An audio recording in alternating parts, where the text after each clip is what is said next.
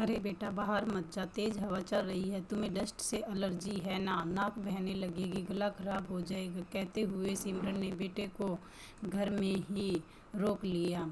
सिमरन का बेटा बंटी 15 वर्ष का हो गया था, फिर भी सिमरन उसका बहुत ध्यान रखती थी। खुद पैदल जाकर उसे स्कूल छोड़कर आती थी। वह बंटी को अकेले बाजार में भी नहीं भेजती थी, ना ही गली के लड़कों के साथ खेलने देती थी। बंटी स्कूल से आने के बाद घर में ही रहता था। टाइम पास के लिए उसके पास अपना खुद का मोबाइल था। वह स्कूल में भी नहीं खेलता था। एक बार उसने खेलने की कोशिश की थी, मगर 1 घंटा बॉलीवुड खेलते ही उसे बुखार हो गया था। उसके बाद वह खेलने से बहुत डरने लगा। जब बंटी 20 साल का हुआ तब उसे एहसास हुआ कि उसका वजन बहुत ज़्यादा है, क्योंकि वह 105 किलो का हो चुका था। मम्मी ने बॉर्नवीटा और हॉर्लिक्स पिला पिलाकर उसे लंबा चौड़ा बना दिया था। बंटी ने वजन कम करने के लिए दौड़ना शुरू किया, मगर पहले ही दिन उसका शरीर सूज गया। अंग अंग दर्द करने लगा था, तेज बुखार हो गया था। बंटी ने दौड़ना छोड़कर जिम ज्वाइन कर ली, मगर वह जिम में भी एक दिन ही गया, क्योंकि पहले दिन उसकी बुरी हालत हो गई थी। उसके बाद बंटी ने वजन कम करने का विचार ही त्याग दिया, क्योंकि उसे डाइटिंग भी नहीं होती थी। आज बंटी 26 साल का है। उसमें 126 किलो वजन है। थोड़ा सा चलते ही वह हाँफने लगता है। मोटा होने की वजह से उसकी शादी भी नहीं हो पा रही है। वह आज भी पूरी तरह माँ और पिता पर डिपेंड है। कहानी का मोरल: अपनी संतान को गमले का पौधा मत बनाइए कि समय पर खाद और पानी न मिले तो वह मुरझा जाए। उसे जंगल का झाड़ बनाइए, ताकि वह आंधी तूफानों का सामना करते हुए जीवन रण में डटा रहे, समस्याओं का खुद सामना कर सके।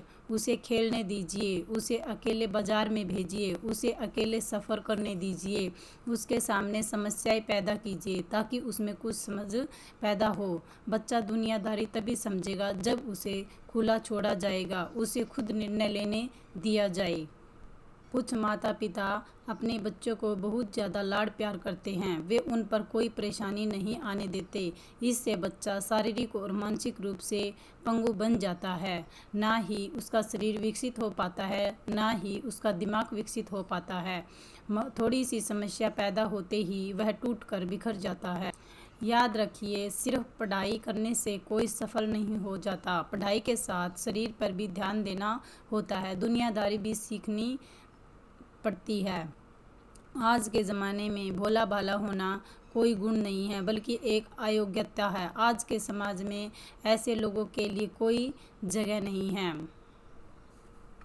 आज के युग में एक विवेकशील व्यक्ति ही टिका रह सकता है। विवेकहीन व्यक्ति को ये दुनिया सस्ते में ठग लेती है। विवेक मतलब सही और गलत में अंतर का ज्ञान। बच्चा विवेकशील तभी बनेगा जब उसके सामने समस्या पैदा की जाएगी, उसे खुद निर्णय लेने दिया जाएगा। ऐसे कुकुरमुत्ते बच्चे माता पिता के देहांत के बाद पूरी तरह असफल हो जाते हैं। उनका शादीशुदा जीवन भी उलझ जाता है, टूट कर बिखर जाते हैं। स्ट्रेस नहीं झेल पाने के कारण गलत कदम उठा लेते हैं।